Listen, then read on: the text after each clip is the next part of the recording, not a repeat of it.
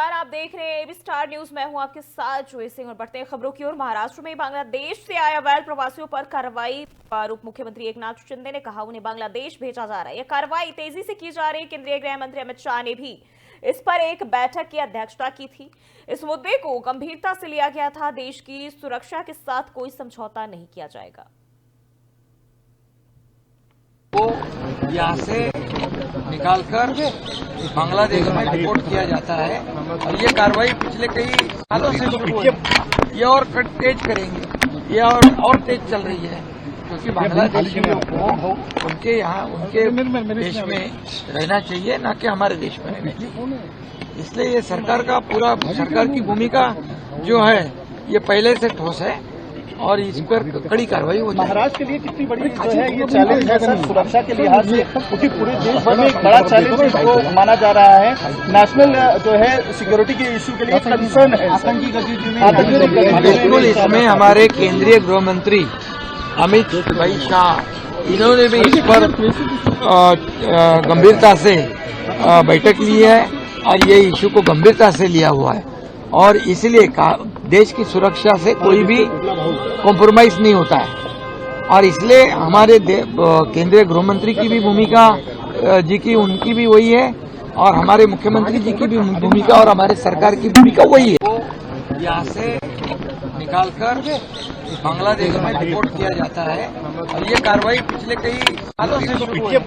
ये और तेज करेंगे, ये और तेज चल रही है क्योंकि बांग्लादेशियों को उनके यहाँ उनके देश में रहना चाहिए, न कि हमारे देश में रहना चाहिए। इसलिए ये सरकार की भूमिका जो है ये पहले से ठोस है और इस पर कड़ी कार्रवाई होती है। महाराष्ट्र के लिए कितनी बड़ी जो है ये चैलेंज है सर।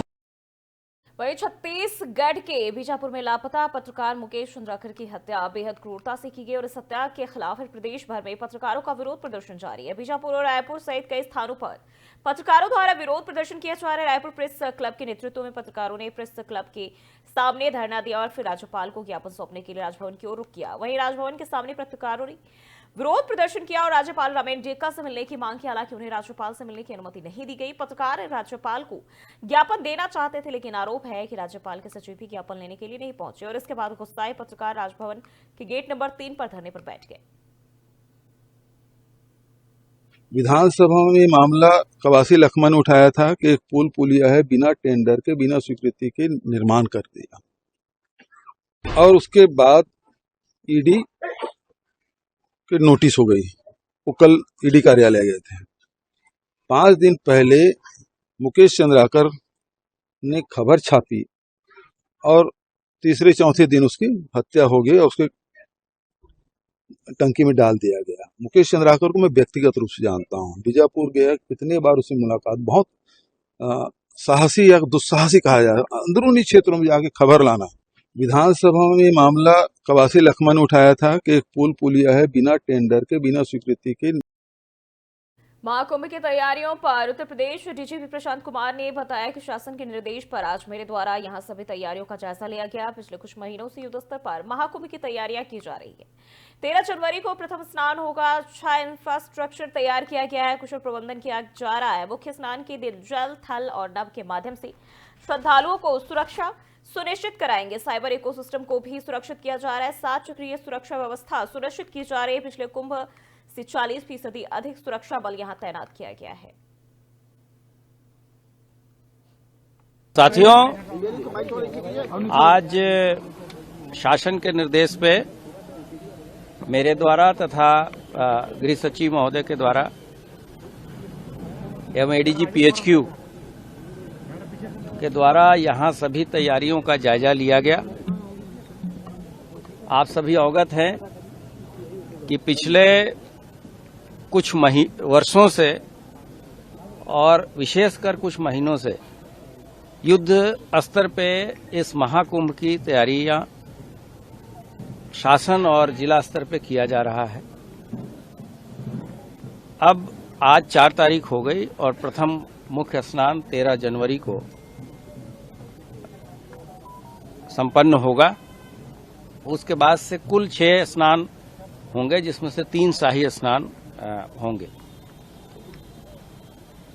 हम लोगों ने जो चीज़ें घूम के देखी और ये पाया कि जो इंफ्रास्ट्रक्चर, जो इक्विपमेंट तथा जो मैन पावर है, इनमें काफ़ी अच्छा समन्वय है और जो अधिकारी इन चीज़ों को इम्प्लीमेंट कर रहे हैं वो पूरी तरीके से कॉन्फिडेंट भी हैं और हमारी तैयारी भी पूर्ण हो चुकी है और इसको और कैसे बेहतर बनाया जाए।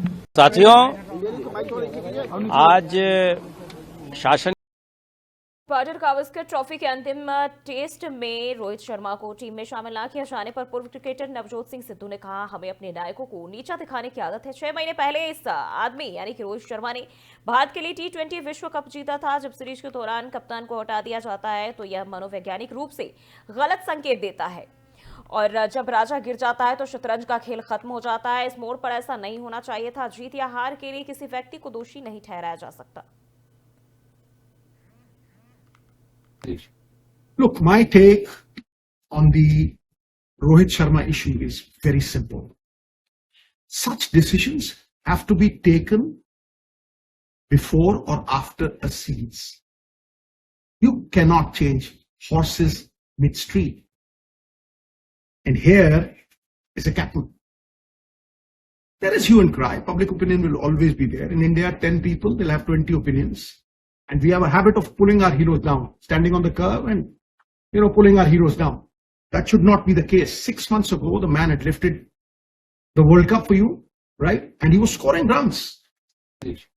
Look, my take on the Rohit Sharma issue is Delhi विधानसभा क्षेत्र से भाजपा उम्मीदवार प्रवेश वर्मा ने कहा कि मैं प्रधानमंत्री नरेंद्र मोदी, पार्टी के राष्ट्रीय अध्यक्ष जेपी नड्डा, गृह मंत्री अमित शाह और सभी शीर्ष नेताओं का बहुत बहुत धन्यवाद करता हूं। मैं आशा करता हूं जो पार्टी ने मुझ पर विश्वास किया है मैं उनकी उम्मीदों पर खड़ा उतरूंगा।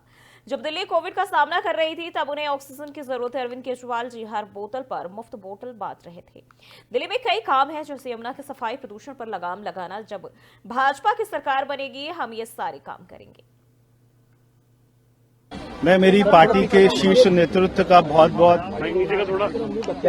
आभार व्यक्त करता हूं कि उन्होंने मेरे ऊपर में विश्वास जताया। मैं आदरणीय प्रधानमंत्री मोदी जी का, हमारे पार्टी के राष्ट्रीय अध्यक्ष आदरणीय नड्डा जी का, हमारी पार्टी के भारत सरकार में हमारे गृह मंत्री जी आदरणीय अमित शाह जी का और मेरे सभी शीर्ष नेतृत्व का बहुत बहुत धन्यवाद करता हूं। और मैं आशा करता हूं कि जो पार्टी ने मेरे ऊपर में विश्वास किया है, मैं यहां से नई दिल्ली के जो हमारे वोटर्स हैं उनकी उम्मीदों पर खरा उतरूंगा। बहुत सारे काम हैं। मैं मेरी पार्टी के शीर्ष नेतृत्व का बहुत बहुत आभार व्यक्त करता हूं कि उन्होंने मेरे ऊपर में विश्वास जताया। मैं आदरणीय प्रधानमंत्री और भाजपा ने दिल्ली विधानसभा के लिए उम्मीदवारों की पहली सूची जारी कर दी है। प्रवेश वर्मा नई दिल्ली विधानसभा सीट से आपके अरविंद केजरीवाल के खिलाफ चुनाव लड़ेंगे। करोल बाग से दुष्यंत गौतम, राजौरी गार्डन से मनजिंदर सिंह, सिरसा वासन से कैलाश गहलोत, गांधीनगर से अरविंदर सिंह लवली चुनाव लड़ेंगे।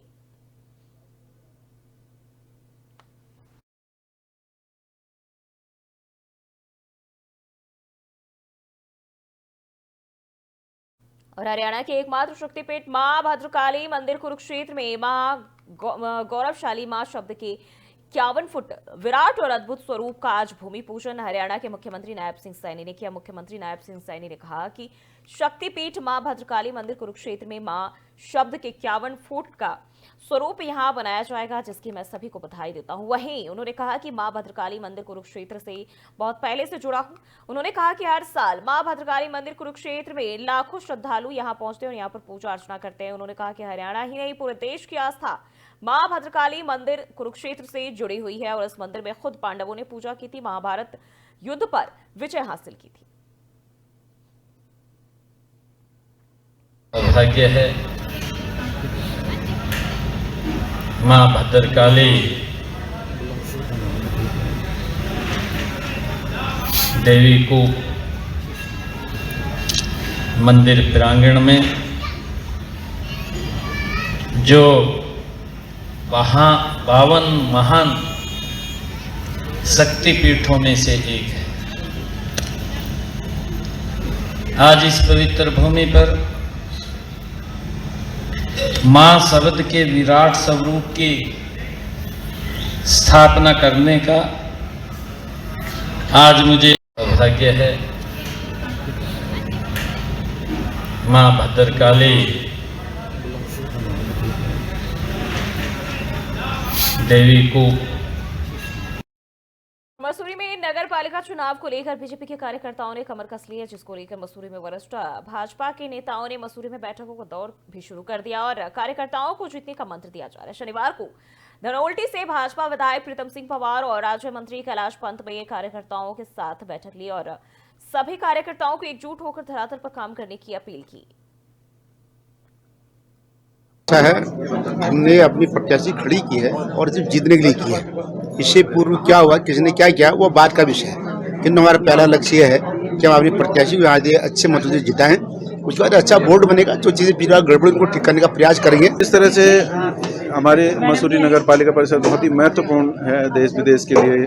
तो यहाँ के प्रत्याशी कैसे हों, यहाँ का चेयरमैन कैसा हो, और हमारी भारतीय जनता पार्टी के जो प्रत्याशी हैं मीरा सकलानी जी, उनके पक्ष में हम सब लोग यहाँ पर आए हैं और अपने जितने हमारे वार्डों के हमारे प्रत्याशी हैं भारतीय जनता पार्टी के, उनके विजय श्री के लिए जो है यहाँ के लोगों से आशीर्वाद लेने हम लोग आए हैं। जनता का रुख बहुत पॉजिटिव रुख है और जिस तरीके से लोगों ने, विपक्षी पार्टियों ने जो र्यूमर फैलाया था, और मुझे लगता है जनता के बीच में तो वो मैसेज है ही नहीं। जनता तो चाहती है कि एक कर्मठ और सुयोग्य प्रत्याशी आए, एक नगर पालिका में एक ऐसा अध्यक्ष आए जो लोगों की पीड़ा को समझे, जो मसूरी की पीड़ा को समझे। लोगों का बहुत अपार प्यार और अपार समझ। हमने कोने में सामने वालों को देखती नहीं, मैं अपनी जंग लड़ रही हूँ, अपनी लड़ाई लड़ रही हूँ, वो मैं लड़ते रहूंगी। वहीं बागेश्वर में जिलाधिकारी आशीष भटगाई ने आज शनिवार को ऐतिहासिक, पौराणिक और धार्मिक उत्तरायणी मेले की तैयारियों का स्थलीय निरीक्षण किया और व्यवस्थाओं का जायजा भी लिया। इस मौके पर जिलाधिकारी ने मेले को भव्य रूप से दिखाए जाने को लेकर नुमाइश खेत में मंच स्थल का निरीक्षण भी किया और कहा, मंच को सुरक्षित एवं आकर्षक बनाते हुए मेलार्थियों को बैठने का उचित प्रबंध सुनिश्चित किया जाए, टेंट आदि को समय से स्थापित किया जाए। इसके साथ ही उन्होंने कहा कि मैदान के किनारे लगने वाले दुकानों और मनोरंजन सामग्रियों को सुव्यवस्थित रूप से स्थापित करते हुए मेलार्थियों के आवागमन के लिए पर्याप्त स्थान छोड़ा जाए। ऐतिहासिक, पौराणिक और धार्मिक उत्तरायणी मेले को भव्य रूप देने एवं मेलार्थियों और श्रद्धालुओं को किसी प्रकार की असुविधा का सामना न करना पड़े, इसके लिए सभी आवश्यक व्यवस्थाएं समय रहते सुनिश्चित की जाए।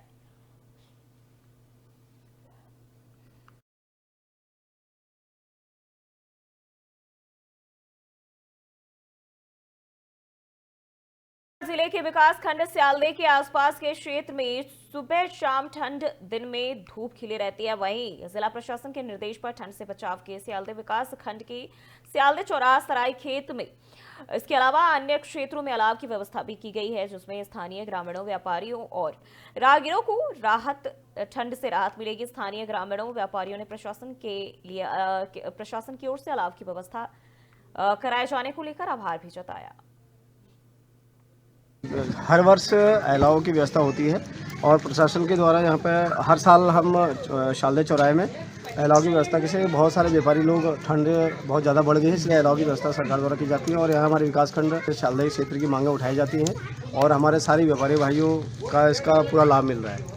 नहीं, एक तो शालदे चौराहे पर भी होनी चाहिए और हमारा एक नीचे जैसे तहसील मुख्यालय के वहाँ पे ब्लॉक को जो रास्ता जाता है, एक वहाँ नीचे उस चौराहे पे भी होनी चाहिए। इस संबंध में हम सभी से संपर्क करेंगे, तहसील से भी, प्रशासन से भी, कि एक नीचे भी एक व्यवस्था हो जाए तो बहुत अच्छी है और इस चौराहे में तो नितांत आवश्यक। और मुजफ्फरनगर से खबर सामने आ रही है, जहां पुलिस और बदमाशों के बीच मुठभेड़ हो गई। मुठभेड़ में 25,000 का इनामी दिनेश घायल हो गया। उसके कब्जे से बाइक, तमंचा, कारतूस भी बरामद किए गए हैं। वहीं बता दें कि बदमाश पर लूट और गैंगस्टर समेत 20 मामले दर्ज हैं। Police A to Z, Nai Mandi थाना की जो पुलिस है वो A to Z रोड पर चेकिंग कर रही थी, तभी उन्हें मुखबिर के द्वारा सूचना प्राप्त हुई कि दिनेश मोदी नाम का एक जो अपराधी है वो सामने से आ रहा है। जब वो सामने से बाइक पे आता हुआ दिखा तो पुलिस पार्टी ने उसे रुकने का इशारा किया, परंतु वो नहीं माना। पुलिस ने उसका पीछा किया तो उसने पुलिस पार्टी पे फायरिंग कर दी। जवाब में आत्मरक्षा के लिए अदम्य साहस का परिचय देते हुए पुलिस ने उसके ऊपर जो है काउंटर फायरिंग करी। इसी फायरिंग में वह घायल हो गया, उसके पैर में गोली लग गई। कितने मुकदमे दर्ज हैं सर? इस व्यक्ति के ऊपर करीब 1.5 दर्जन पुलिस। और फिलहाल के लिए बुलेटिन में बस इतना ही। बने रहिए एबी स्टार के साथ।